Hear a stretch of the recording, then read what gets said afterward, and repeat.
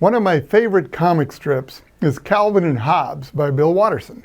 In one strip, Calvin is lying on a hillside next to his stuffed tiger Hobbes, pondering the meaning of life.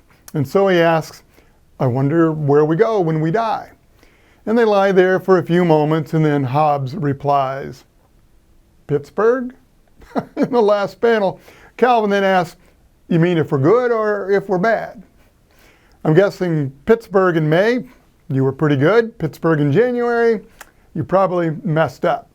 In Pittsburgh in the 2 weeks overlapping July and August, welcome to hell.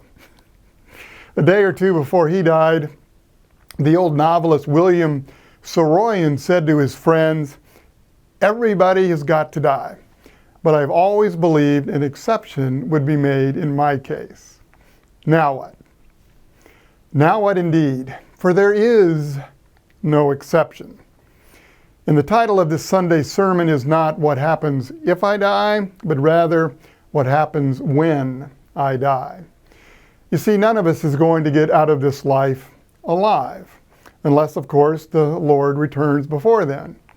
Well, Sunday we're wrapping up the God questions here at Emmanuel, and there may not be any more fundamental question to life than what happens when I die. In the message for this week, I want you to see that there is nothing to fear in death. In fact, for those who trust in Jesus, and I hope you do, there's much to look forward to. In fact, you should be truly excited when you realize what heaven is going to be like. We don't have all the answers about heaven, but the Bible tells us enough to help us realize it's going to be a whole lot better than Pittsburgh or any other place on earth.